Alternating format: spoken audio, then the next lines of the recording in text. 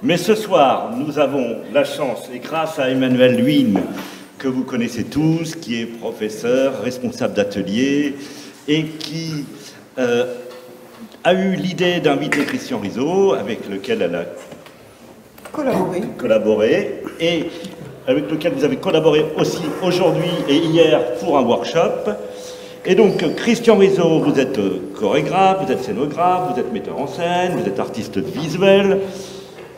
Depuis 2015, vous êtes le directeur du Centre chorégraphique national Montpellier-Occitanie. Vous avez fait vos débuts artistiques à Toulouse, vous avez monté un groupe de rock, créé une marque de vêtements, avant de vous former aux arts plastiques et de bifurquer vers la danse. Alors, je voudrais d'abord, on va passer la parole bien sûr à Emmanuel qui va revenir sur les questions de danse, mais il y avait une question qui m'intriguait moi justement avec Christian, c'est qu'il était passé à la Villa Arson et que j'ai eu la chance de rencontrer toute une série d'artistes qui avaient étudié à la Villa Arson, qui m'ont parlé de toi, ce sont Tatiana Trouvé, ce sont Jean-Luc Vernat, ce sont Jean-Luc Blanc. Et pourquoi alors cette idée d'aller à la Villa Arson et qu'est-ce que ça t'a apporté? Déjà, c'est que, en fait, je m'étais pas, j'avais pas prévu d'aller à la Villa Arson, d'une part, puisque je vivais à Toulouse et j'ai tenté les Beaux-Arts de Toulouse, que je n'ai pas eu.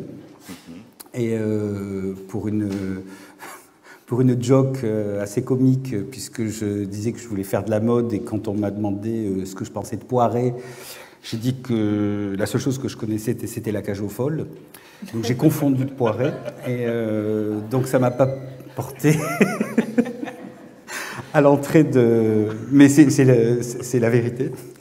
Et donc tout simplement, c'est que, étant né près de Cannes, je savais qu'il y avait cette école qui, puisque j'y suis allé en 84, qui était une école dont on parlait, puisqu'elle était plutôt nouvelle, cette fameuse école pilote internationale d'art et de recherche, puisque ça s'appelait comme ça, l'EPIAR. Et j'ai voulu tenter en me disant que c'était aussi l'occasion de sortir d'abord d'un confort de ville que je connaissais. Et donc voilà. Tu habitais à Cannes à l'époque, c'est ça? Non, je suis né à Cannes, mais je vivais à Toulouse. Et donc je suis allé à la Villa Arson, mais un peu comme... Je serais allé, je dirais, un peu n'importe où, parce que je ne savais pas du tout où j'allais en allant à la Villa Arson. C'est juste que j'entendais parler de cette école quand j'étais en terminale. Et après le bac, je me suis dit, bon, apparemment, il se passe un truc là-bas, allons voir ce qui se passe, quoi. Et j'ai passé le concours, et j'ai eu le concours, et donc je suis rentré à la Villa Arson. Et tu es resté combien d'années alors? Je suis resté 1 an et demi. Ah oui, c'est bref. Et ne l'écoutez pas. Et j'étais avec Jean-Luc Blanc, voilà, on est rentré de la même année. Et tu avais un médium de prédilection? Je suis arrivé avec l'idée, je voulais croiser la question de la mode et de la peinture, puisque bon, on était en pleine espèce de renouveau de la peinture avec figuration libre, etc.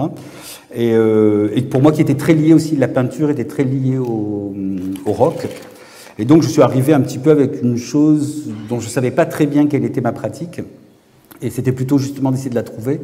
Mais il y avait vaguement un peu de peinture, il y avait du vêtement, et il y avait quelque chose qui ressemblait à une tentative d'associer de l'image, du rock, des gens. Voilà, donc je ne connaissais pas la performance. Donc quelque chose qui venait se mettre entre le concert et quelque chose d'autre, festif, comme une espèce d'événement, en fait. Je ne savais pas ce que c'était. En tout cas, il y a déjà beaucoup d'éléments qu'on peut analyser dans le travail aujourd'hui. Et là, je passe la parole à Emmanuel, qui est la spécialiste du genre. Alors, je ne sais pas si je suis la spécialiste. Pardon. Est-ce que ça va? On entend? Oui. Je me sens pas spécialiste, et c'est vrai que, d'abord, merci à Christian d'avoir accepté notre invitation, l'invitation aussi à travailler avec une partie de l'atelier danse-performance hier. C'était très enseignant, je veux juste décrire ce qui s'est passé. Christian a proposé une sorte de processus de création en accéléré, en 2 heures.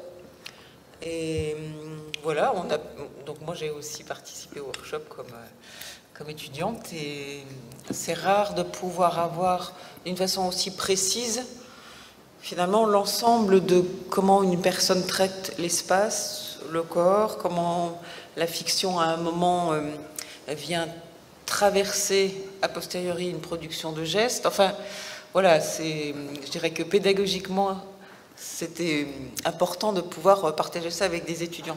Donc merci. C'est vrai que dans la présentation qui vient de se faire sur un début, Villa-Arson, dont moi j'ai toujours entendu parler.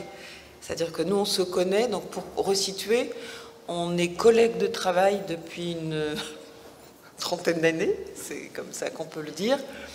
Et en fait on s'est connus interprètes d'Hervé Robe, et puis ensuite, d'une certaine façon, on s'est fait des propositions de se rejoindre dans différents contextes de travail.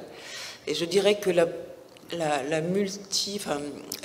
le caractère extrêmement labile de Christian, qui fait à la fois effectivement des vêtements, lui-même, donc j'ai beaucoup été habillée ou déshabillée par Christian, ou habillée très peu habillée. Enfin, j'avais choisi pour ma première pièce d'être nue dans le noir, ça je l'avais choisi. Et ensuite, quand j'ai été demi-vêtue ou vêtue, Christian m'a beaucoup habillée. Il y a eu aussi toute je veux dire, c'est juste pour resituer, c'est pas pour retourner les choses vers ce que j'ai fait, mais en tout cas, dans notre façon d'avoir été ensemble, en dehors du fait d'avoir été interprète ensemble et d'avoir beaucoup ri aussi, d'avoir beaucoup aimé danser ensemble, il y a le fait que tu faisais déjà des vêtements, tu faisais déjà des bandes son, donc il y a beaucoup de moments où tu viens et tu es la personne qui invente le son, tu es la personne qui invente la lumière, et tu danses aussi. Donc quand je décris ça, il y a l'ensemble de ce que... On parle d'œuvre totale, enfin... Moi, je n'imagine pas, je ne sais pas faire des vêtements. J'achète parfois des vêtements pour mes pièces parce que c'est plus simple, parce que c'est économique et je dirais pour certaines pièces ça suffit. Mais c'est vrai que dans ce que tu peux décrire, Alain, et donc comment Christian répond, c'est-à-dire je suis arrivé là pour faire de la peinture et puis finalement c'est l'histoire du rock qui est liée à la peinture et puis je savais que je voulais faire de l'événement. Il y a effectivement tout qui est déjà là dans ce désir. Où tu qualifies ça de « Ah ben je suis arrivée par là, mais je ne savais pas vraiment que c'était là où je voulais être ». Donc au fond, ce que je veux juste dire en introduction, c'est que tu rentres dans quelque chose et finalement, tous les possibles qui t'intéressent sont déjà là. Et en revoyant un petit peu rapidement par la biographie qui est sur le site du Centre chorégraphique, ou même le film que tu vas faire défiler, les images que tu vas faire défiler, on voit que le mouvement existe vite, que les autres médiums qui constituent le spectacle vivant, comme le son, comme le vêtement, comme aussi l'espace pensé comme un geste, sont déjà là. Et qu'au fond, depuis 30 ans que tu fais des pièces, et je ne sais pas du tout s'il y a des cycles, moi je n'ai pas analysé ça comme ça, mais la question du mouvement, soit elle se condense à un moment très fortement dans les objets eux-mêmes, soit elle s'affronte avec ce décor, soit elle se positionne plus frontalement dans les corps. Et quand je décris ça comme ça, c'est que à un moment, j'ai eu l'impression, c'est encore une fois une chose très large que je dis, on va pouvoir rentrer dans certains détails, les objets, la robotique, la mécanique, le chorégraphique se situait beaucoup dans cette passion du robotique, qui était fascinante, que tu as beaucoup amené sur scène, je dirais dans notre génération, tu étais le seul à faire bouger les objets comme ça. Pour aujourd'hui, si on fait hop, une chose très rapide, c'est comme si aujourd'hui, faire danser les corps, faire danser les humains, était devenu peut-être voilà, plus important, ou une chose au moins aussi importante, mais qui avait pris le plateau très frontalement. Donc peut-être qu'aujourd'hui, on va naviguer entre ce chorégraphique qui a été un peu partout, dans les différents médiums. Et ce qui est intéressant, bien sûr, pour des jeunes artistes en formation, c'est de voir qu'on peut rentrer par une porte, on le sait, mais on peut rentrer par une porte, elles entraînent d'autres choses, on précise certaines choses, et les autres portes ne se ferment pas pour autant, mais elles sont peut-être déjà chères à un moment, et puis elles se révouent. Bon, désolé, c'est un peu long, mais c'est aussi, d'une certaine façon, notre long compagnonnage qui m'amène à cette longue introduction. Je ne sais pas trop comment commencer. Justement, hier, je t'ai posé une question. Je ne savais plus, et je n'avais jamais su, en fait, et je trouve intéressant que tu puisses le redire. Sur le site, c'est marqué que tu es un autodidacte. Et en fait, bon, là, tu viens de parler de l'épisode assez court de Arson. Et après, moi, j'avais un trou. Hier, tu en as parlé, mais même en y repensant, j'ai encore ce trou, donc je trouve ça bien de témoigner. Comment tu arrives à tout d'un coup danser? C'est-à-dire, qu'est-ce qui fait que tu arrives à être dans des endroits où des chorégraphes se tournent vers toi pour te dire viens et danse avec nous? Et c'est ce qui se passe très peu d'années après. On est ensemble, j'ai une formation académique, tu n'as pas une formation académique. Donc, qu'est-ce qui s'est passé entre Arson et devenir interprète de Mathilde Monnier, de Marc Tompkins, de Vera Montero, d'Hervé Rome, c'est là où on se rencontre. Donc comment tu fais pour te mettre à danser alors que tu n'es pas danseur? Ben, je crois que d'abord, même si c'est un peu tarte à la crème, mais je pense que j'ai toujours dansé en fait. C'est-à-dire que je crois que c'est une chose même enfant en fait. J'étais un enfant assez solitaire, mais j'étais un enfant qui dansait en fait. J'avais une passion, c'était Claude François, et donc pour moi c'était et pour moi Claude François n'était pas un chanteur, était un danseur en fait. Donc c'est vrai que j'observais, je faisais Claude François tout le temps en fait. Donc j'ai eu un maître dans ma vie. J'en ai eu plusieurs après, mais je pense que le premier a été Claude François. C'est à la fois une joke, mais en même temps c'est ça aussi, c'est-à-dire qu'il y a quelque chose s'est mis dans le mimétisme à se mettre en mouvement parce que Claude François, voilà, ça aurait pu être quelqu'un d'autre, mais c'est lui qui avait des Claudettes et c'est là où ça dansait le plus. Et je pense que j'étais très impressionné par la question du spectacle aussi, enfant. J'étais très lié, enfin je suis toujours très lié à ma cousine qui elle-même voulait devenir danseuse. Donc il y avait une idée de la danse qui était autour, et moi j'étais en mouvement au milieu de cette idée de la danse qui était très proche. Et je voyais aussi beaucoup mes parents danser le rock and roll aux soirées, ils dansaient très très bien. Donc la danse était là en fait, et moi j'étais au milieu de cette danse-là en essayant de faire la mienne. Bref, j'ai beaucoup dansé comme ça, mais il y a eu quand même un déclic qui a été assez important. En tout cas, qui m'a fait comprendre que finalement je dansais déjà depuis longtemps. C'est qu'en arrivant à Paris, en fait, moi je considère ça une chance. Je suis venu m'installer à Paris, et c'est vrai que le premier soir où je suis arrivé à Paris, l'enjeu était d'essayer de rentrer au Palace. Et en effet, je suis rentré au Palace ce premier soir, ce que je te racontais hier, avec une amie, et finalement je suis rentré dans mon école.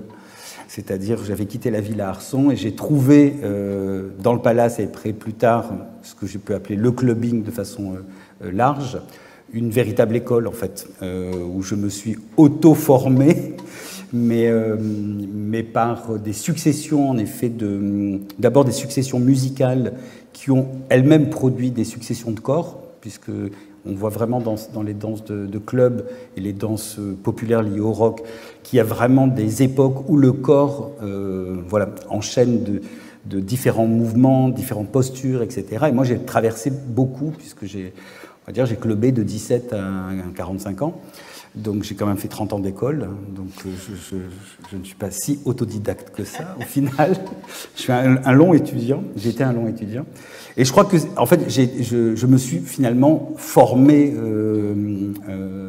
dans ces espaces-là, qui étaient vraiment dans l'espace de la nuit, dans l'espace du club, ou plus tard de la rave party, etc. Mais je travaillais déjà.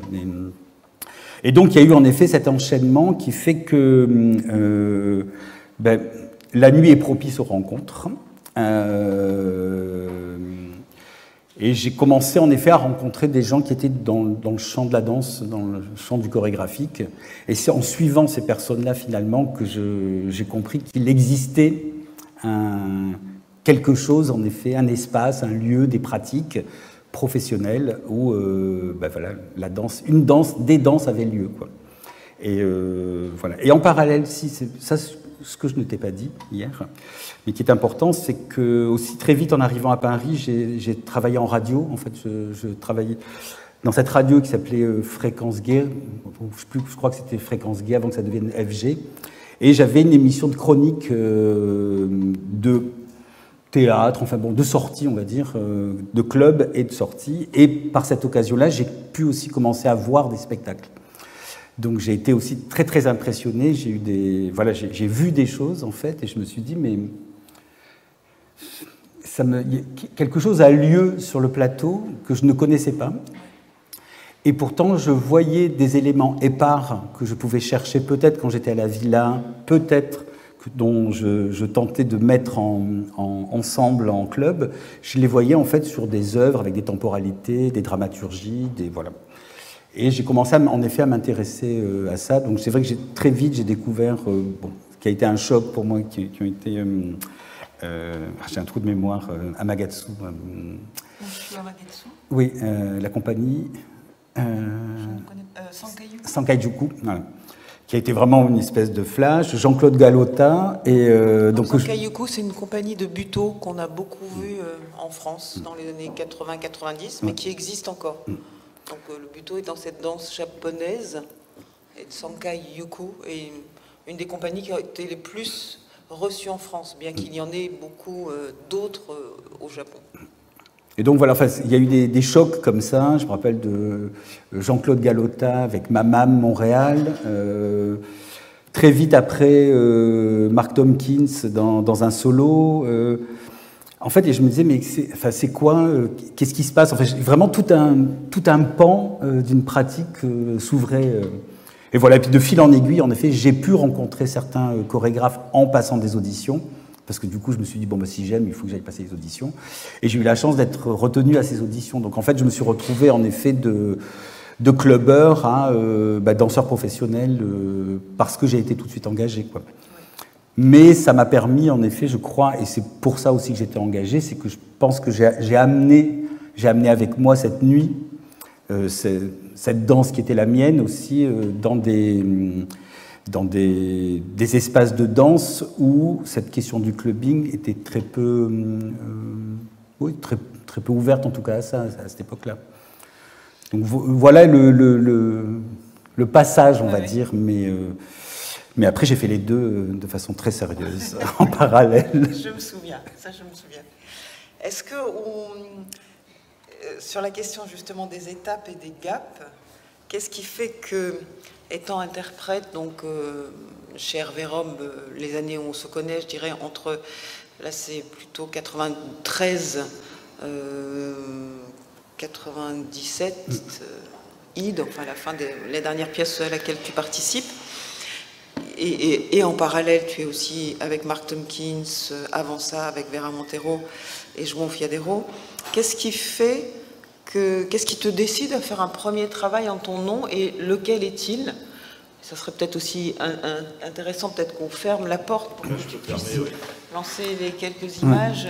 En fait, je vais passer un film derrière, qui est sans son, qui sont 2 minutes de plusieurs pièces. Alors, il se trouve que les pièces que je fais sont souvent des pièces sombres, et avec la lumière, vous risquez de rien voir. Mais voilà, il y a des apparitions au milieu de ça. En tout cas, les titres sont visibles. Et donc, ce sont des pièces, avant de le dire, donc c'est des pièces entre 99 et 2022, donc la dernière pièce. Manque beaucoup de choses à l'intérieur, mais voilà, j'ai demandé en fait à Sophie Lally, qui est aussi mon assistante, de piocher et de choisir juste 2 minutes dans les teasers de toutes les pièces. Et c'est elle qui a fait cette chose-là, donc ça sera derrière moi. Donc la première pièce que vous allez voir, c'est celle dont Christian m'a parlé et qui est très notable. Mais avant ça, oui, parce qu'en fait il y a eu des premiers gestes qui ont été faits et justement qui sont importants pour moi, puisque j'ai tout de suite fait en fait des premiers gestes quand j'ai commencé à danser. Pourquoi? Parce que je me suis aperçu en répétition, en fait, il y a eu un déclic une fois. C'était avec Mathilde Monnier, on était en train de répéter des danses, et puis, comme on le fait souvent, on passe de lieu en lieu, c'est-à-dire on est en résidence dans un endroit, puis après on change d'espace, et puis on répète dans cet espace-là qui est complètement différent, etc., etc. Et je me suis aperçu, enfin j'ai eu un espèce de truc qui est venu bouleverser cet endroit-là, c'est que je me suis aperçu qu'en fait, on répétait un peu là où il y avait de la place, mais pourtant on répétait les danses à l'identique. Et donc on avait appris cette danse, je fais ça, hein, et hop, alors tiens, il y a un peu de place, donc refais-la dans le coin pour voir à quoi ça ressemble, super. Ah, mais fais-la au milieu du plateau pour voir et tout ça. Et je me disais, je sentais qu'il y avait quelque chose qui me troublait dans cette chose-là, mais je n'arrivais pas à comprendre ce que c'était. Et en fait, très vite, je me suis dit, mais c'est dingue. Et voilà, pardon, il manque un truc, c'est que je me suis cassé la jambe le 2e jour des répétitions de mon premier contrat de danseur. Donc j'ai passé beaucoup de temps assis à regarder les autres danser. Et j'étais très étonné parce qu'à chaque fois qu'on se déplaçait, la danse qui était faite, pour moi, je ne la voyais jamais pareille. Et pourtant, on s'entêtait à la reproduire quoi qu'il arrive. Et à un moment donné, je me suis dit, mais comment on peut arrêter la composition de cette danse qui a été construite et dans un angle de studio et au milieu avec tel fond, etc., comme si ça n'avait pas lieu, en fait. C'est-à-dire que toute la concentration était que dans le mouvement, dans le corps et dans la relation entre les corps. Et c'est là que je me suis dit, alors peut-être en effet venant de la Villa Arson, venant d'autres pratiques, je me suis dit, mais l'espace environnant change complètement le regard qui est porté en fait sur cette danse-là, et pourtant, ça n'était pas très effectif dans la composition.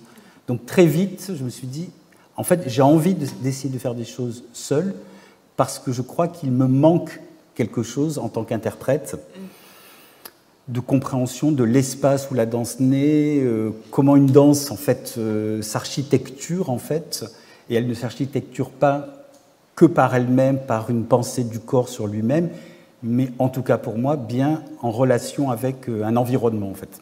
Et c'est comme ça que j'ai commencé à faire mes premiers essais, bon, qui ont été ce qu'ils ont été, puisque nous en avons partagé un. Toi, ça a été un grand succès, et moi, ça a été traité de suicide chorégraphique. Mais ce qui m'a donné beaucoup de désir, puisque c'est comme ça que j'ai quitté la France, que je suis parti vivre au Portugal, et que je suis revenu, c'est pour ça que je fais le truc, avec cette première pièce que vous allez voir, et qui va ouvrir le déroulé de quelques années. Très symptomatique de où se situe la danse pour toi, c'est-à-dire partout, en fait. Et pas forcément dans les humains. Et précision quand même aussi, cette pièce, c'est une pièce qui a été réalisée très vite. Enfin, il y a une première version voilà, telle quelle, mais très vite, c'était aussi un appel à collaborer avec des gens. Et j'ai demandé à l'époque, une jeune éclairagiste, Cathy Olive, de répondre à cette pièce de danse avec sa pratique qui était la lumière, et on fête cette année nos 25 ans de travail. Un quart de siècle. D'ailleurs, vous co-signez cette pièce. Voilà, et on a co-signé au démarrage. Et on peut continuer la discussion. Mais je trouve bien qu'on la regarde quelques instants, parce qu'elle est vraiment très symptomatique de tout le travail. Alors, j'ai volontairement enlevé le son de toutes les vidéos, parce que sinon ça aurait été une cacophonie de 2 minutes.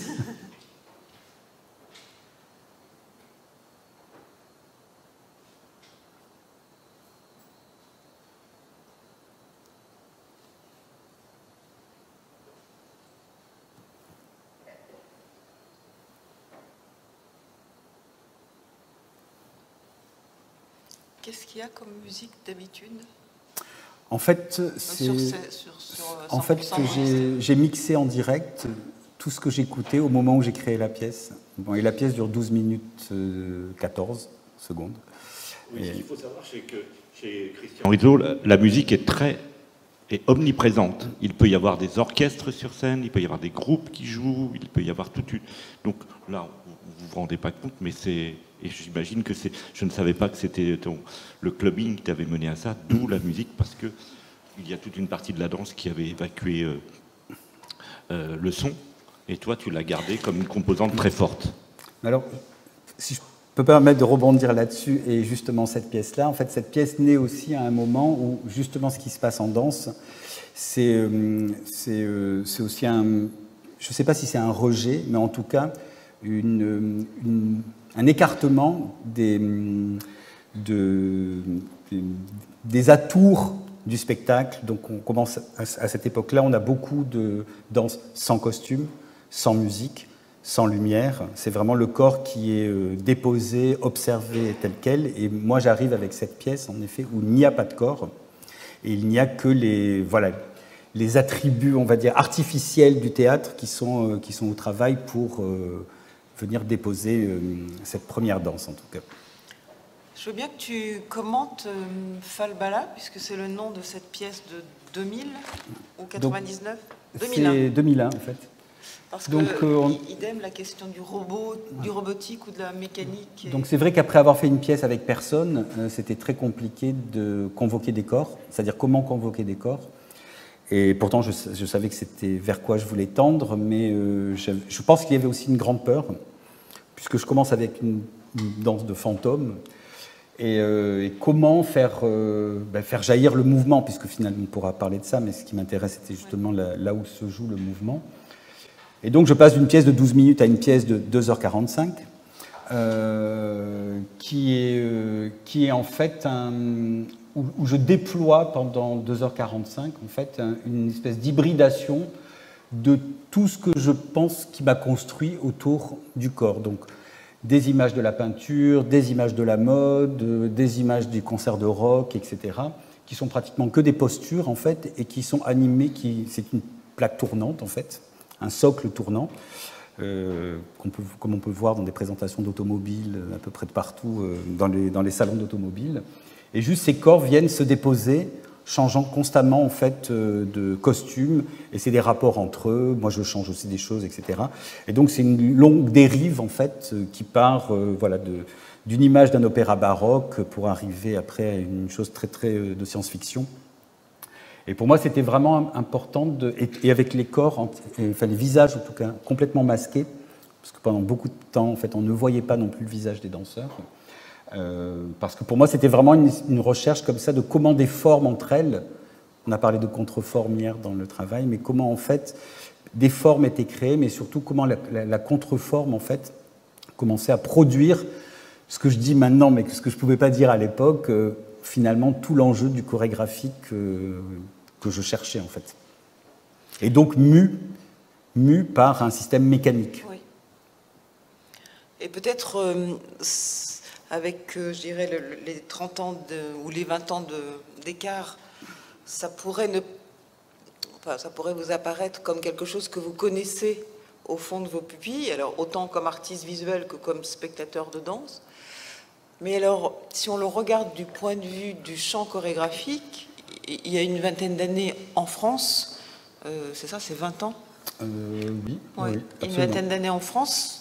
Le paysage chorégraphique de l'époque n'est pas celui-là. C'est celui vraiment d'une danse qui danse et qui utilise la musique, l'argument théâtral. Donc, d'une certaine façon, quand on voit sur scène, alors soit les robes de 100% polyester ou juste une plaque tournante, des gens qui se posent dessus, qui tournent, et toi qui viens d'une certaine façon compléter l'image en amenant un objet comme le peintre ou comme celui qui modèle, justement, il y avait un côté socle de sculpture, ça fait partie des œuvres importantes qui changent ou qui nettoient l'œil sur qu'est-ce que c'est qu'une danse sur un plateau. Et c'est vrai que c'est la période où on entend beaucoup, nous-mêmes entendons quand nous faisons nos gestes chorégraphiques, mais où est la danse? C'est pas de la danse, mais qu'est-ce qu'ils font?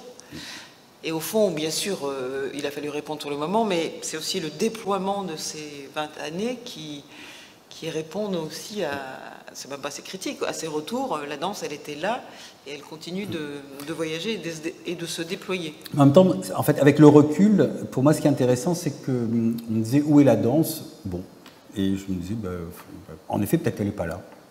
Et c'est peut-être pas ça, en fait, parce que c'est peut-être pas ça qui m'intéresse, en fait. Ce qui m'intéresse, c'est la question du mouvement, en fait. Et surtout la question du partage du mouvement, c'est-à-dire comment le mouvement pouvait être partagé entre des corps, entre de la mécanique, entre du son, entre de la lumière. En fait, c'était ça. Donc, s'il y avait nécessité de danse, il y avait danse. S'il n'y avait pas de nécessité de danse, il n'y avait pas besoin d'avoir de la danse pour être dans un projet, pour moi, chorégraphique, en fait. Puisque, finalement, ce que je cherchais et ce que je continue à chercher, en fait, que j'ai posé finalement avec 100% polyester, c'est bien la question du mouvement, d'un agencement de mouvement qui devenait dramaturgique, mais c'est par la collaboration de ces mouvements que pour moi un enjeu chorégraphique apparaissait. Donc c'est vrai que quand on m'a dit en effet il n'y a pas de danse, je me suis dit oui, peut-être, mais est-ce qu'il est important d'y avoir de la danse pour être dans un acte chorégraphique? Et très vite, en fait, j'ai séparé la question de la danse et la question du chorégraphique, en fait. Ça a été vraiment pour moi, c'était important parce que d'abord, historiquement, j'avais beaucoup de mal à prononcer ce mot de danse, danseur.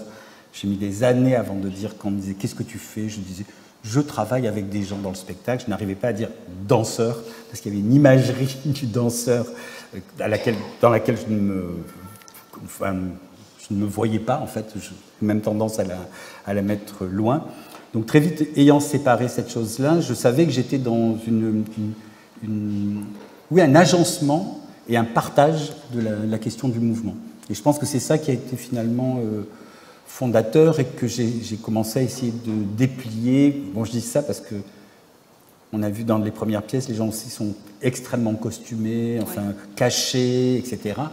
Et j'ai eu l'impression que j'ai passé 20 ans à peler un oignon, en fait, tranquillement, pour savoir mais quel corps, au final, se cache là-dessous, ou quel corps était dans ces robes qui dansaient toutes seules. Donc je me suis aperçu, il n'y a pas si longtemps que ça, que je revenais toujours aux premières pièces et que j'avais lancé une enquête sur un premier geste et que depuis, j'enquête sur ce geste-là.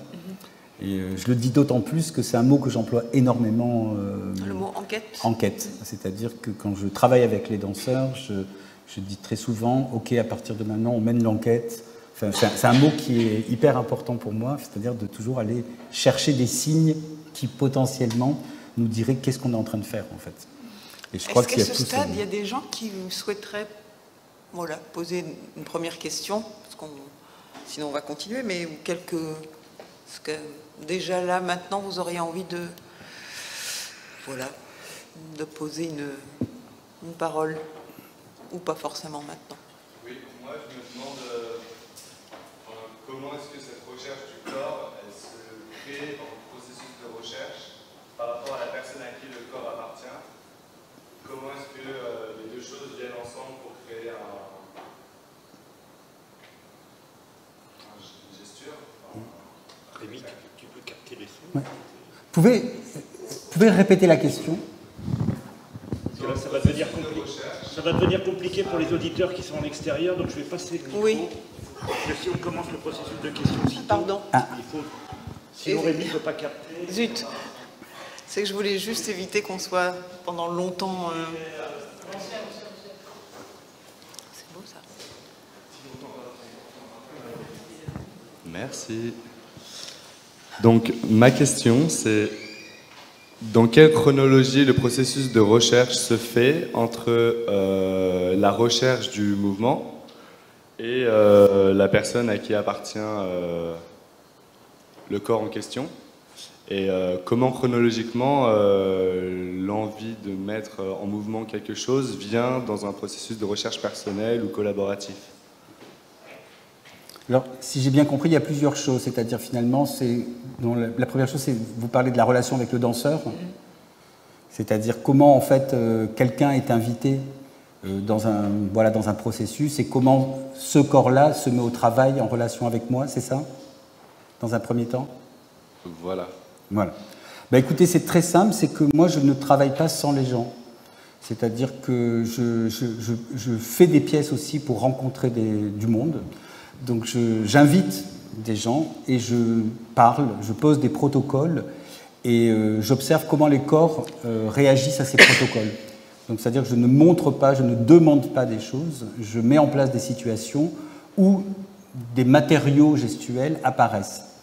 Et c'est de la négociation ensuite, c'est-à-dire qu'à partir de ces matériaux gestuels qui apparaissent et qui m'ont été offerts par les danseurs avec qui je travaille, les danseuses, quelque chose, on doit trouver quelque chose qui ne nous appartient ni à moi ni à l'autre. Donc ça se met un petit peu à se trouver entre. Je lisais une chose il n'y a pas très longtemps, je ne sais pas qui a dit ça, mais que un portrait qui était réussi, le portrait de quelqu'un, un peintre qui disait ça, et ça m'a beaucoup troublé. Il disait que, en fait, c'est pas tant important ce qui lui ressemble, c'est que ça leur ressemble à tous les deux, en fait. Et j'ai trouvé ça très très beau, en fait, parce que ça m'a rappelé vraiment la relation que je peux avoir, en effet, avec les gens qui viennent collaborer avec moi. C'est ça, c'est quelque chose qui est ni à moi ni à l'autre, et pourtant qui nous appartient.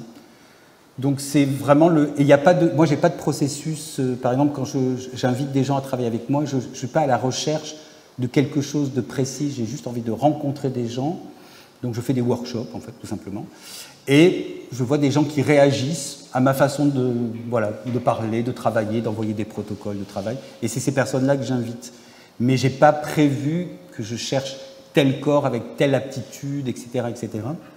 Donc, je dirais que c'est les danseurs qui travaillent avec moi, les corps qui sont conviés, et tous les corps, parce que très souvent, il n'y a pas que les corps des danseurs, du reste, tous les corps qui sont conviés autour de ce moment qu'on va partager ensemble participent finalement du processus, et je dirais même inventent avec moi le processus, parce que mon seul processus a été de me dire au départ, j'ai vaguement des images, je sens que c'est le moment de me mettre au travail, et j'aimerais travailler avec vous. Et ça s'arrête là. Parce que sinon, si je prévoyais très en amont ce que je veux faire, je serais dans une demande de voir apparaître quelque chose à laquelle j'ai pensé. Et c'est une chose que je ne fais jamais, en fait. Donc, du coup, ces corps-là sont autonomes et invités à, je dirais, à composer avec moi. Ils acceptent d'être regardés et moi, j'accepte de les regarder parce que j'ai décidé de me retirer de cette communauté qui danse. Donc ça se joue vraiment à cet endroit-là, c'est-à-dire c'est cette négociation-là. Et c'est pour moi c'est une relation qui est très très belle, à laquelle je tiens beaucoup, parce qu'on doit faire preuve l'un et l'autre, les uns les autres, d'une forme d'humilité en fait, et de confiance entre quelqu'un qui regarde, quelqu'un qui offre quelque chose, et que moi j'ai la responsabilité de réoffrir ensuite un cadre safe, composé, écrit, pour que les danseurs ne soient plus que dans l'interprétation de ça et qu'ils ont inventé avec moi. Et ça, c'est vraiment une relation qui est, en tout cas, très très importante, quoi. Moi-même, j'ai été danseur, donc je sais comment on peut être aussi un corps qui produit sans savoir ce qu'il produit et se retrouver finalement exhibé sur scène, parce que c'est arrivé. Et c'est une situation que je trouve absolument tellement détestable que c'est aussi par ce biais-là de responsabilité que j'ai voulu endosser ma responsabilité et me nommer aussi chorégraphe. C'est par ce chemin-là, en fait. Et l'autre bout de question, j'ai un peu oublié. Voilà. Il faut parler dans le micro. Ça va, tu t'en sors, Aurélie, avec ce système, parce que là, c'est compliqué pour... Parce que notre système, malheureusement, il n'est pas prévu pour faire circuler la parole à ce moment-là. Voilà. Ah. Voilà. Donc Dominique Bagouet, qui a fondé le premier centre chorégraphique à Montpellier en 80-81, disait au début je travaille avec des danseurs et maintenant je travaille avec des êtres humains dansants. Est-ce que vous seriez plutôt d'accord avec ça? Enfin, on peut dire aux gens qu'il est mort malheureusement en décembre 92 du sida, mais c'est quelqu'un d'extrêmement important. Première question, est-ce que vous êtes d'accord avec Bagouet? Et l'autre question, c'est qu'il y a la production de mouvements pendant le travail de répétition, puis après il faut le reproduire dans les tournées. En vous écoutant, je me dis, mais comment vous négociez ça, la question de reproduire le mouvement, reproduire les états émotionnels? J'imagine que l'émotionnel, c'est un mot qui veut dire quelque chose chez vous. Et comment vous négociez cette partie-là? C'est clair ou pas trop? Non. Alors, je suis désolée, mais moi, j'ai eu du mal à comprendre votre question. Alors, de ce que j'ai compris, c'est est-ce que Dominique Bagouet disait je commence à travailler avec des danseurs et finalement je travaille avec des corps dansants, des êtres humains dansants. Voilà, des humains dansants. Pour moi, je ne fais pas de différence entre les deux. Donc, parce que finalement, je ne fais pas de différence en tout cas. Mais par contre, je sais qu'il y a une chose qui m'intéresse beaucoup.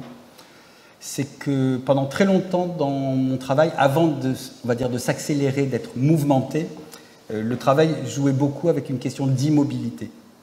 Et c'est ça qui m'a amené au mouvement, c'est l'immobilité qui m'a amené au mouvement. Et je me suis aperçu que j'aimais beaucoup travailler avec des danseurs très entraînés pour l'immobilité. Parce que dans cette immobilité, je sentais tout un potentiel qui était retenu en suspension, que je n'ai pas eu avec peut-être des danseurs moins aguerris, moins... Voilà, donc pour moi c'est un peu comme quand je vois quelqu'un qui est un super coureur en fait, et quand je le vois marcher en fait, je sens tout ce qui est mis en suspension, et c'est cet endroit-là qui m'intéresse finalement avec les gens avec qui je travaille. C'est vraiment tout cet endroit qui n'est pas visible, qui n'est pas spécialement mis tout de suite, en tout cas en visibilité. Donc danseur, humain dansant, pour moi, enfin, ça ne ferait qu'une seule et même personne, en tout cas. Et j'ai oublié l'autre... L'autre question, c'est que pendant les répétitions, vous produisez du mouvement. Voilà, oui, la répétition. Et comment vous faites dans les tournées pour reproduire le mouvement et lui garder la qualité du travail de répétition? Voilà. Ben alors, d'abord, pour moi, c'est très important d'avoir des pièces qui sont très écrites et composées et qui se reproduisent parce que, pour moi, aussi faire une pièce, elle est datée, elle s'arrête à un moment donné. C'est comme écrire un livre, pour moi. C'est-à-dire qu'une fois que le livre il est écrit, ben, on ne rappelle pas les gens pour envoyer le livre parce qu'on voudrait changer quelque chose, quoi. Donc j'aime beaucoup cette chose-là, de prendre la responsabilité aussi, de dire que ce qui est écrit à ce moment précis, c'est ça.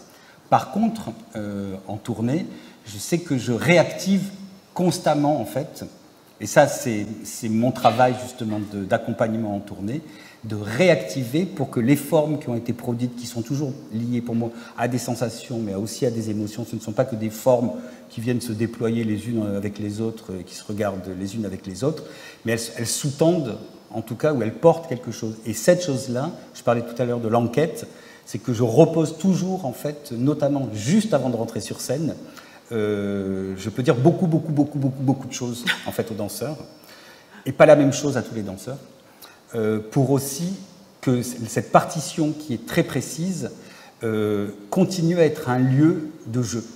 Donc ça, c'est vraiment... Et ça, c'est une chose que d'abord, j'aime beaucoup faire, et pour moi qui est nécessaire pour comprendre tout simplement aussi ce que j'ai fait. Parce qu'on parle de ça, mais on sait aussi très bien, enfin, vous ne le savez peut-être pas, mais les temps de répétition, c'est-à-dire pour faire naître une forme, sont assez courts. Donc à un moment donné, on a, on a quelque chose qui est là. Et cette chose-là, moi, j'ai besoin de l'éprouver longtemps, en fait, pour comprendre finalement ce que véritablement j'ai fait. Donc je continue à la mettre au travail, en tout cas par ce biais-là, quoi. Jusqu'au moment où la pièce se retourne véritablement vers soi, et on fait « Ah oui, d'accord, c'était ça. C'était donc ça. » Tu as parlé tout à l'heure de ralentissement, et moi justement je ne connaissais pas toutes ces pièces, je connais ton travail que depuis une quinzaine d'années, et j'ai connu que des pièces nerveuses, moi, des pièces où ça dansait beaucoup. Il y a eu un retournement à un moment, c'est ce que tu disais ou... Oui, ben en fait, je pense que quand elles étaient immobiles, elles étaient encore plus nerveuses, étonnamment, dans cette immobilité, parce qu'elles étaient vraiment sous tension. Mais il se trouve qu'il y a eu un moment, en fait, c'est que j'utilisais beaucoup d'objets, etc. Et j'ai commencé à vider aussi le plateau. Et donc cette fameuse, ce dont je parlais tout à l'heure, c'est-à-dire le partage du mouvement entre plusieurs choses, à partir du moment où en fait, on retire quelque chose, il y a un espace qui s'ouvre, en fait. Et pourtant, il s'agit encore de cet enjeu de partage de mouvement. C'est comme si En fait, je me suis demandé si j'avais pas une espèce de masse de mouvement par pièce, mais qui est peut-être la même. Suivant les éléments, la multiplicité d'éléments qui sont là, en fait, ce partage de mouvement, de cette masse du mouvement, en fait, il y en a 10% là, 20% là, etc. Mais à un moment donné, pas mal de choses ont été sorties, et je crois que le pourcentage de mouvement a du coup augmenté dans les corps, en fait. Tout simplement parce que la relation qui passait d'abord par la lumière, par un objet, par un costume, avant d'aller vers l'autre, a commencé à aller directement. Et je crois dans les corps, de corps à corps. Et je crois que d'un coup, il y a eu cette chose-là en fait qui a commencé à se déployer. Et le partage du mouvement s'est partagé peut-être entre moins d'éléments en fait. Et j'ai eu l'impression que ça devenait beaucoup plus technologique, à tel point que on se disait entre nous, il y a une espèce de trilogie, Pareno, Rizzo, Gréo. Est-ce que c'est une vision de ma part, ou est-ce que ces plasticiens comptent pour toi? Par exemple, Pareno, oui, non, Pareno, la technologie entre... En fait, c'est que justement dans la question de ce partage de mouvement, mais pour moi c'est une chose très très bête, c'est vraiment une chose très enfantine en fait. C'est-à-dire que moi j'ai toujours rêvé que les choses bougent autour de moi quand j'étais enfant. C'est-à-dire je me disais toujours, mais pourquoi je dois aller à la table alors que je pourrais faire comme ça si j'avais une espèce de truc de science-fiction et la table viendrait à moi. Et je continue à être comme ça en fait. C'est-à-dire que ça me fascine l'idée de me dire que nous on se met en mouvement parce que très souvent on se met en mouvement dans des endroits qui sont fixes, qui sont construits. Le bâti ne bouge pas en fait. Donc on se met d'autant plus en mouvement avec cet espoir de faire bouger l'architecture qui est autour, etc. Mais à partir du moment où on a trouvé des possibilités, notamment par la robotique, de mettre en mouvement certains objets, des espaces, mais cette question du mouvement, moi, elle est apparue, mais de façon encore plus excitante. Et c'est vrai que ces derniers temps, je me suis un petit peu adonné un peu plus, parce que je crois qu'il y a ce rapport aussi dans cette fameuse binarité animée-inanimée qui, du coup, pour moi, devenait un peu moins tangible, cette binarité-là. C'est-à-dire que potentiellement, on a quelque chose à se raconter, en tout cas, sur cette question du mouvement, en tout cas. Et ces plasticiens que j'évoquais, ça compte pour toi, Philippe Pareno, par exemple? Tu continues à avoir un rapport... On est à l'école des Beaux-Arts, donc et moi j'ai l'impression que par l'usage que j'ai vu du noir et blanc, technologique, la façon dont tu utilisais beaucoup les néons, est-ce que les arts visuels continuent à compter beaucoup pour toi, ou est-ce que finalement tu circules plus dans les expositions? Je circule moins. Je continue à circuler, mais je circule beaucoup moins en fait, parce que je crois qu'aussi j'ai ouvert de nouveaux centres d'intérêt qui me demandent beaucoup de temps et auxquels je consacre, qui sont la cuisine et l'artisanat. Donc c'est vrai que je suis moins exclusif que j'ai pu l'être, en effet, où j'étais vraiment quelqu'un qui faisait les expos, etc. Donc je suis devenu plutôt un promeneur dans tout ça. Ça compte, mais je dirais que ça compte autant que la littérature, ça compte autant que la musique, ça compte autant que la cuisine, ça compte autant que la relation que je peux avoir avec des gens croisés dans la rue. C'est-à-dire je crois que j'ai pas de hiérarchie, en tout cas de moins en moins, je dirais, entre les pratiques qui me nourrissent. Ça, c'est alors que je pense qu'en effet, au départ, j'étais très nourri des arts plastiques. Et je pense que c'est important ça, parce que justement quand j'ai commencé, on avait beaucoup de mal à qualifier ce que je faisais. Donc soi-disant je faisais une danse plasticienne. Bon, je n'ai jamais compris ce que ça voulait dire, mais bon. Donc, voilà, parce que sûrement je venais en effet de là. Et très vite, et bien sûr j'étais fait aussi de références qui étaient trop de travail, peut-être tout à l'heure on a vu, mais dans des pièces. C'est cette période-là que j'évoque. Voilà, cette période, mais si on regarde avant, il y a une pièce où il y a un performeur qui est habillé en James Lee Byars, quand même, qui se balade au milieu du plateau. Il y a des évocations de gens comme Lee Bowery, il y a toujours des évocations, mais il y a aussi des évocations de gens de la mode comme Alexander McQueen. Il y a eu des tableaux de Goya, enfin il y a plein de choses, quoi. Mon utilisation de la fumée avec je pense que c'est venu de la peinture, véritablement, de la peinture romantique, mais de Turner. Donc tout ça, en fait, finalement, c'est mon sac à dos. Et quand je me mets au travail, en fait, mon sac à dos, il pèse, il s'ouvre, et tout ça joue avec, quoi. Mais je crois que... Voilà, je voulais dire ça, pardon. Parce que je sens que ces dernières années aussi, je sens que j'arrive à potentiellement trouver une plasticité dans la danse, par la danse, qui s'est affranchie de cette histoire qui était la mienne, qui était une liaison extrêmement forte à la question des arts plastiques qui avait fait naître finalement le mouvement. Et ce mouvement-là, pour moi, je le trouve finalement d'autant plus plastique parce qu'il y a cette plasticité de la danse, en fait, qui n'est plus... qui ne va pas spécialement chercher, en tout cas, dans un rapprochement avec des pratiques d'art visuel, en fait. Et dans un centre national chorégraphique, excuse-moi, je suis curieux, j'aurais dû te poser toutes ces questions avant, ça m'a évité de les poser là. Comment ça se passe? Qu'est-ce qu'on fait dans un centre? Est-ce qu'il y a des cours d'art visuel? Est-ce qu'il y a des...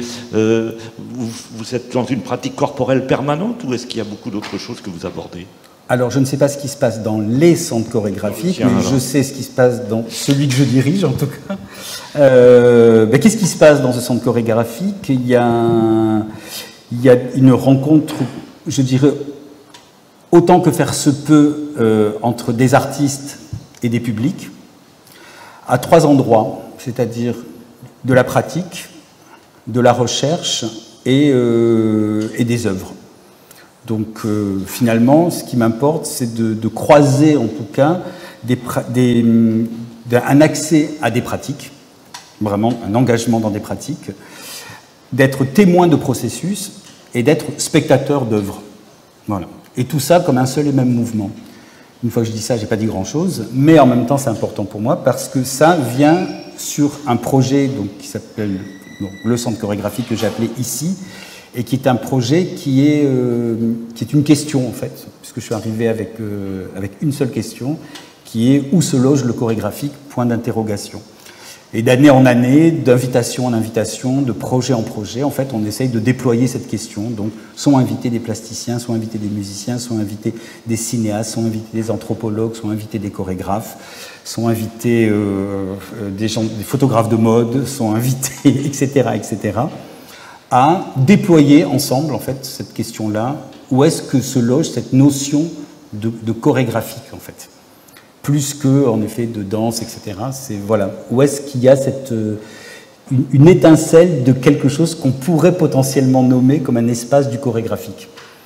Donc il se passe plein de choses, il y a des expos, il y a des films, il y a des concerts, il y a des pièces de danse, il y a des performances, et il y a une formation, il ne faut pas l'oublier, puisqu'il y a le seul master en études chorégraphiques en France aujourd'hui. Emmanuel en avait ouvert un, en tout cas quand elle était à la direction du CNDC d'Angers. Il reste plus que celui de Montpellier. Donc il y a aussi cet enjeu de formation croisée. Donc pour moi, je reviens toujours sur ce mot qui m'importe, mais c'est ce mot de mouvement. En fait, tout ça est pensé dans un seul et même mouvement pour essayer de tenter voilà, un peu d'écarter des choses et de voir qu'est-ce qu'il y a dans les failles, quoi. Et est-ce que dans ces failles-là, est-ce que ce sont ou pas des espaces du chorégraphique? Voilà ce qu'on essaye d'y faire, en tout cas. Mais il n'y a rien d'affirmatif là-dedans. C'est vraiment... Voilà, en tout cas, ça fait 9 ans qu'on pose avec toute l'équipe, avec tous les artistes, avec les publics, on pose cette question-là. Dans les centres chorégraphiques, donc, qui sont des labels, qui sont donc des lieux référencés par le ministère de la Culture, les centres chorégraphiques comme les centres dramatiques sont les endroits où les artistes peuvent devenir des directeurs de lieux. Ce qui fait une nette différence avec les lieux qui sont dirigés par ce qu'on dit être des intendants, c'est le mot, la traduction proche de l'allemand, ou des administrateurs, ou des gens qui ne sont pas des artistes eux-mêmes. Donc en France, il y a 19 centres chorégraphiques et 42 ou 49 centres dramatiques. Il y a des nouveaux labels qui sont les centres de création musicale et aussi des labels liés aux arts de la rue. Et c'est vrai que chaque centre chorégraphique, il y a dans les 19 centres chorégraphiques 5 ballets.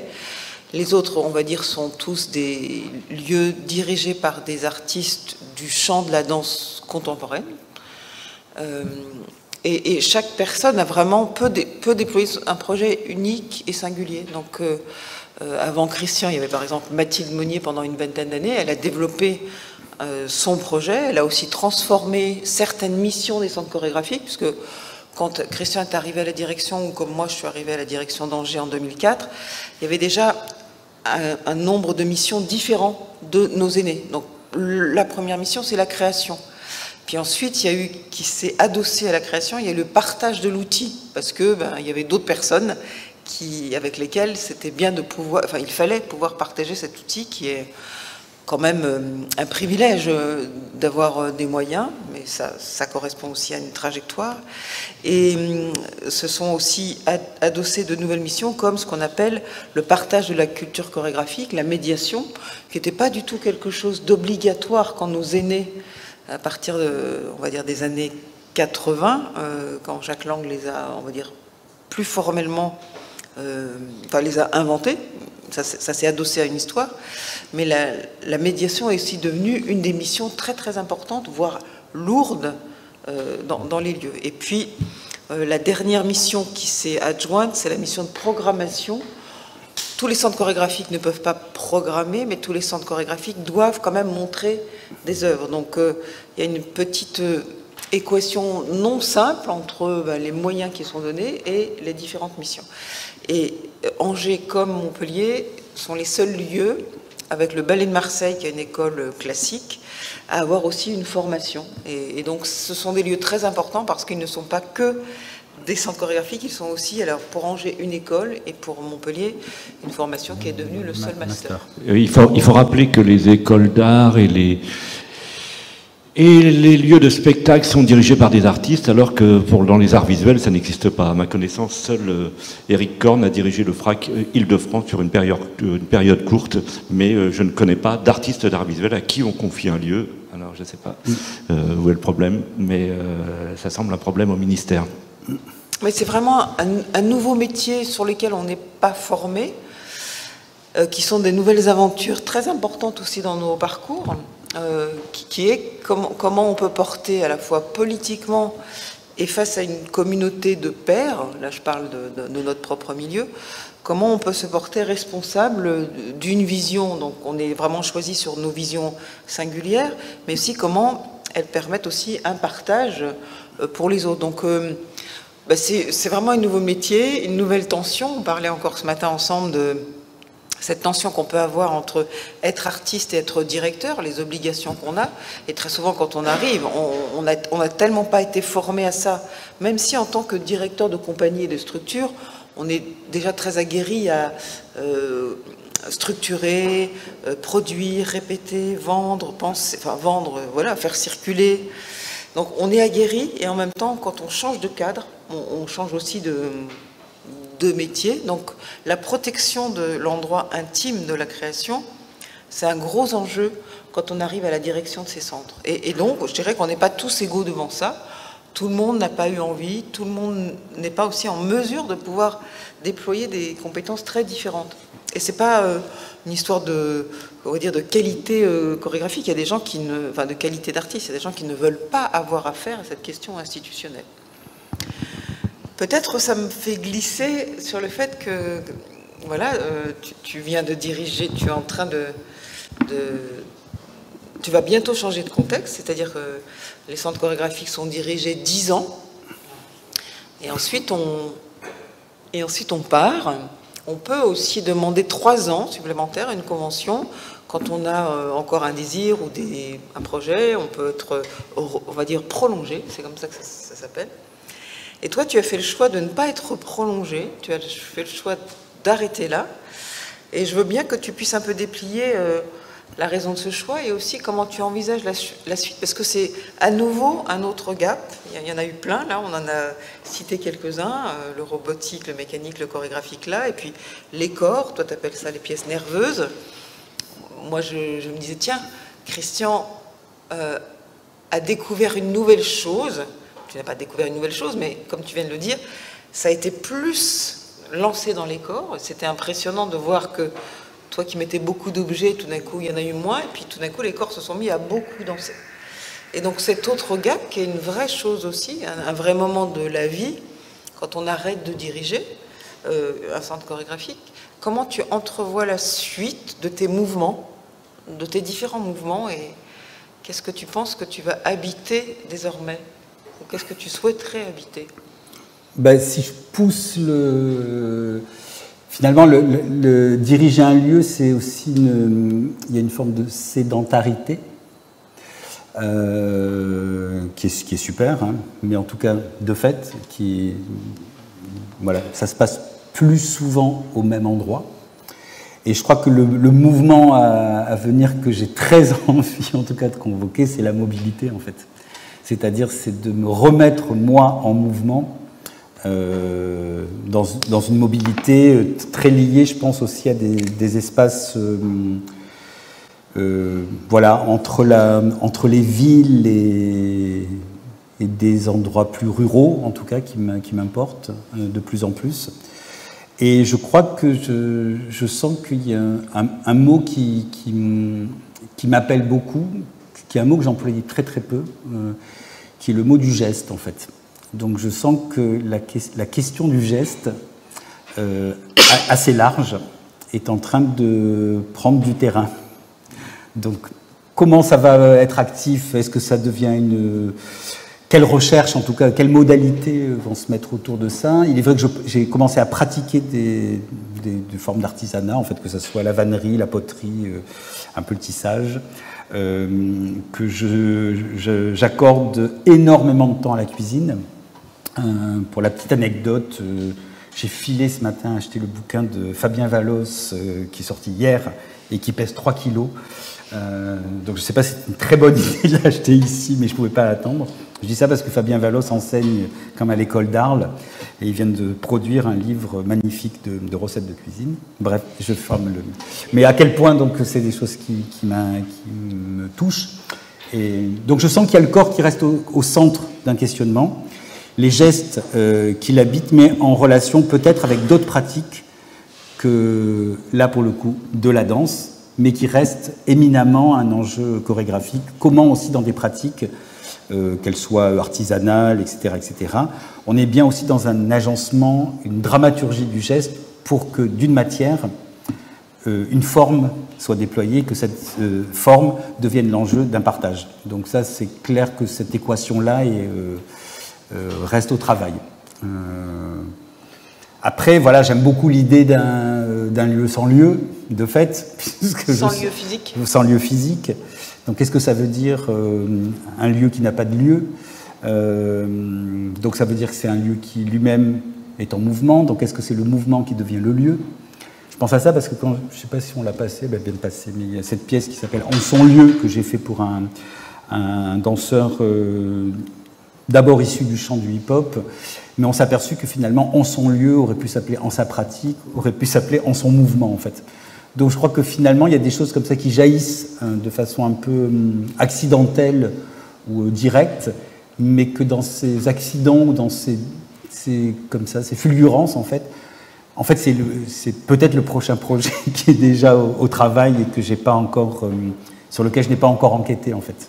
Mais je sens que ça a à voir avec cette chose-là. C'est-à-dire que la question du lieu, du mouvement, est-ce que si on intervertissait lieu et mouvement, ça deviendrait peut-être cet endroit qui me trouble, mais je continue aussi à être très... J'aimerais beaucoup arriver à passer du temps aussi sur la question du cadre, parce que finalement, j'ai commencé aussi mes pratiques tout simplement en dessinant sur une feuille qui était cadrée. J'ai fait un peu de peinture, c'était le cadre. Après, j'ai explosé le cadre, on va dire. Mais quand même, il reste toujours là. Parce que finalement, c'est très cadré ce que je fais, oui. Avec vraiment. Et donc, je voudrais pousser quand même cette chose-là potentiellement. Voilà. J'ai l'espoir un jour de faire un film qui n'arrivera peut-être jamais, mais en tout cas, il y a quelque chose de cet ordre-là, de travailler pour un cadre, en fait, c'est le mouvement, en fait. Qu'est-ce qui se joue? Donc j'ai fait quelques tests ces dernières années, enfin, mais je sens qu'il y a, voilà, il y a plusieurs choses comme ça qui sont en train qui sont tapis, et on verra, parce que ça aussi c'est une chose, c'est-à-dire que je ne suis pas du tout quelqu'un qui opère en disant « Ok, on va s'attaquer à ça », c'est que je me laisse beaucoup guider, en fait, par tout simplement mon environnement, mes désirs très basiques, enfin, qu'est-ce que j'accueille, qu'est-ce qui arrive. Donc je pense que si je vous parle là aujourd'hui, c'est vraiment en ayant fait ça comme ça, c'est-à-dire... donc je crois beaucoup à me laisser guider, en fait, et d'observer, en fait, qu'est-ce qui se passe autour de moi, et qu'est-ce que ça me fait, en fait, tout simplement. Qu'est-ce que ça me fait, et quand ça me fait quelque chose, ça me donne une envie de continuer, de poursuivre quelque chose. Mais je crois que je suis vraiment dans cette dynamique-là. Enfin, je pense à ça parce que il y a quelques étudiants on était ensemble hier et je revenais constamment sur cette question, en fait, c'est-à-dire, mettons-nous juste dans un acte de faire quelque chose, mais de le faire avec pour aussi, de le faire pleinement, pour avoir la capacité aussi d'accueillir ce qui peut arriver. Et comment ça nourrit, et que peut-être cette chose-là qui était très anodine, en fait, est déjà en train de devenir une pratique. Et je crois que c'est un peu comme ça que j'ai toujours un peu avancé. Et je crois que, voilà, bon, peut-être que je vais complètement faire le contraire, que je vais diriger un ballet néoclassique avec 45 danseurs. Mais pourquoi pas? On allumerait, puisqu'il n'y a plus de... Oui, puisqu'il n'y a plus de films, on peut au moins se voir, du coup, un peu. Mais c'est vrai qu'il y a cette chose-là de se laisser guider qui m'importe parce que ça me permet d'inventer mes pratiques, en fait. Merci Christian. Merci, oui. Maintenant.